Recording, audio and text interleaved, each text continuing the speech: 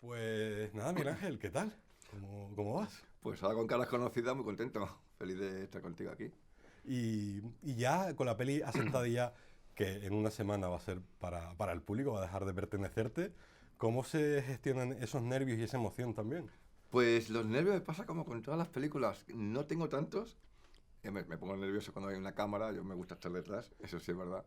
Intento disimularlo bien, pero a veces se nota, a veces no. Pero los nervios de estreno siempre los tengo 5 minutos antes. O sea, los tuve en San Sebastián 5 minutos antes de salir.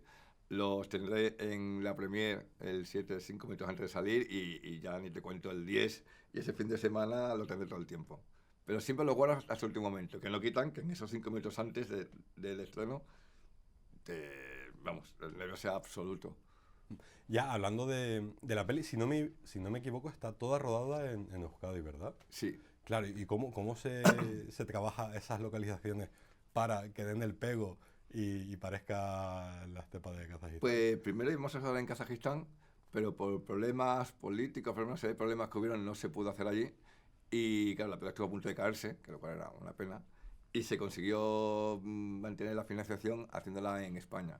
Entonces nos fuimos a Euskadi a localizar y en Limas, bueno, entre Limas y Ochandio, dos pueblos maravillosos, por cierto, hay que decirlo, y además que me trataron muy bien, pues allí en una antigua base aérea construimos pues, lo que es la Gulag, tú sabes, son más de 10.000 metros cuadrados, le construimos pues, todos los barracones, los edificios, el comedor, las vallas, todo. Todo lo que se ve en la película no es digital. Este verano no quería que fuera una película de digital, de decorados digitales, porque me da mucha pereza tanto verlos y mucho más como director el tener que rodar allí. Yo no es que rodar con una pantalla verde, es que rodar en el sitio. Y también en la película queríamos que se plasmara la realidad de ese campo, pues desde el frío, el barro, la nieve, la lluvia. Y eso no podía ser digital, eso tenía los personajes o los actores tienen que sentirlo de verdad. Tienes que dormir en ese barracón y cuando se levantaba lo dejábamos en la cama un buen ratito para que cuando se levantaran le doliera un poco los huesos. Y en cuanto a los actores, a Aaron le costó mucho aprenderse esos diálogos en ruso. Claro que le costó, yo sigo alucinando cuando montábamos ya en rodaje y luego en montaje y ahora viendo la película, cómo nadie se pudo hacer esas secuencias. O sea, a mí me dicen que tenga que hacer eso y a lo mejor en 10 años te digo 3 frases. Yo soy malísimo para un idioma como el ruso. Pues el tío se puso a estudiárselo, se puso con el coach, se puso a estudiar y llegamos al set y mira lo que nos regaló unas escenas que además estaba el traductor allí, el coach, y yo le pregunté, bueno, más o menos se entiende lo que dice. Y dice, no, no, más o menos no, pronunciación perfecta. Digo, pero ¿cómo es posible que te pueda aprender tantas frases y encima con una buena pronunciación? Y lo hizo. Eso, pregúntale a él cómo lo hizo. Yo lo único que puedo decir es que aluciné para bien. Ahora le preguntaré. Y bueno, esto lo hablamos fuera de cámara sobre algunas de las escenas más destacadas de la peli. Yo sigo dándole vueltas a en la que Miguel hace el retrato del republicano. Sobre todo porque en un ambiente tan oscuro, tan duro, encontrar esos puntitos de luz en los personajes ayuda también mucho al espectador. Esa es una de mis secuencias preferidas. Hay varias. Y varias son con los gallegos, como decimos. La idea de la película es una película que íbamos a empezar desde la oscuridad a la luz.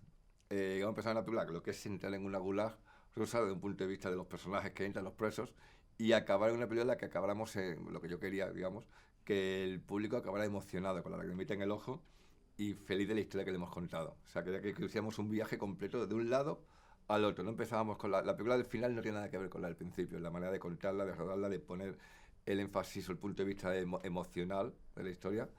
Y sí quería esa idea de película humanista en la que hay una trama, pues pasan muchas cosas en la película, estamos todo el día, todo el tiempo pasando cosas, pero quería de vez en cuando poder parar la película, sobre todo ya en la segunda mitad, cuando empieza a ser más emocional o más humanista, parar la película a contar este tipo de momentos. Y claro, era un momento que los propios productores cuando veíamos montaje incluso me decían, oye, esto se puede quitar. Digo, no se puede quitar, ¿cómo vamos a quitar esto? Si la película es esto. Lo demás, la trama, es una excusa para contar la historia de ellos. Y esta secuencia cuenta la historia de ellos. O sea, ¿qué voy a decir de Fede? Fede es uno de mis actores fetiches. Trabajé con él en Vis a Vis en solamente una sesión. Y me acuerdo de decirle, oye, voy a hacer una película, te quiero para mi película. Lo llamé para Asedio.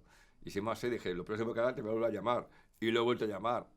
Claro, y no me he equivocado. Bueno, de hecho, porque lo que nos regala en esa secuencia del dibujo, dejémoslo ahí para que el espectador lo vea, solo puede decir el espectador que es una secuencia que vais a llorar con ella.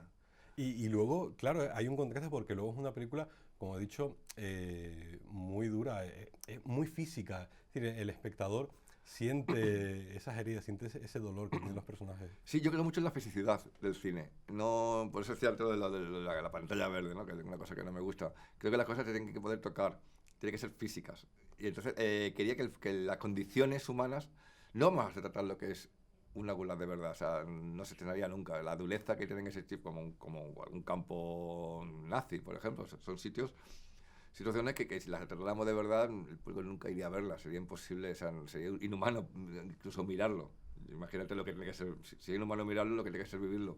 Pero sí quería tratar esas condiciones, ese milagro que es cada día que te levantes. Entonces quería ver esos paseos andando, estando en mi primer plano con ellos, viendo el frío en sus caras, pues tiene que haber frío de verdad, no puedes, tú puedes actuar, pero hay una parte que tienes que tener frío, tienes que mojarte, tienes que tirarte al barro.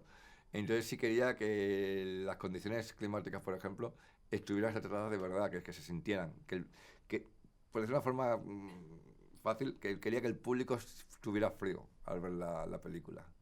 Y luego ya por ir cerrando, me parece muy interesante, que esto también lo hablamos fuera, el tema de que a pesar de que nos encontramos dos bandos enfrentados, desde el primer momento la película busca esos puntos de unión que al final los personajes también encuentran y es una reflexión que parece que no queremos hacer nunca, que hay más cosas que nos unen que las que nos separan. De eso va la película. La película no va de la guerra civil, no va de la Segunda Guerra Mundial, no va de la era stalinista, no va de la Gulag.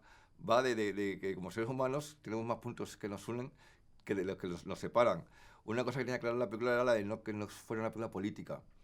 Una película que no quería entrar en ciertas cosas. Mi idea era, aquí están los republicanos, aquí están los nacionales. Tú, como ser humano, lo más seguro es que lo que haga es juzgar a uno, o prejuzgar a uno, y estar de acuerdo con los otros. Pero mi idea era que al final de la película no te acordarás quién era de un bando y quién era del otro. Que digas, mira, este es el gallego, este es el asturiano, el catalán, mira el palao, joder, qué chiste más malo, mira lo bruto que era el asturiano, lo buena gente que es al final. Pero te quedarás con esos seres humanos, con esas personas, siempre digo que hay que interpretar a personas, no a personajes, y que se te olvidara, o sea, que lo que menos te importaba al final de la película era si este era de un bando o de otro. Mi idea era esa, que al final de la película no te acordaras si este era de un bando, era de otro, no, me acuerdo de la persona, he conocido a la persona, porque eso es lo que van a hacer ellos. Cuando hacen la tregua ideológica, se van a mirar y se van a conocer y a reconocer. Y eso es lo que quería intentar que el público lo hiciera. Para eso quería que no fuera una película política, lo cual me costó, porque claro, tú tienes tus ideas. Pero decidí, con que pueda ser un poco naif, decidí quitar todo eso y hablar de seres humanos. Por eso defiendo la película como una película humanista y no una película política. Pues, amigo, muchísimas gracias. Sabes que un placer siempre. Un placer y que haya mucho.